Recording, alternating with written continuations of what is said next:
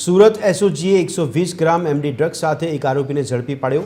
પોલીસે ભાટેના પંચશીલ નગરમાંથી આરોપી શિવરાજ ઝાલાને ઝડપ્યો છે।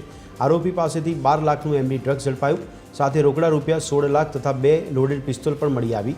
આરોપી પોલીસથી બચવા અનોખો કિમિયો અપનાવતો હતો, સાગરીતો સાથે વોકી-ટોકીથી સંપર્કમાં રહેતો હતો।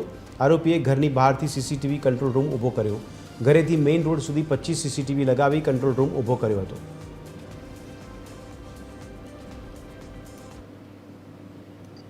अधिकारी ने कर्मचारी टोटल 20 बाइक लईने अलग अलग दिशाओमांथी जई अने जेनुं घर छे ने कोर्डन करी अने एनी अंदरथी 118 ग्राम एमडी जे 11,83,600 નું થાય છે।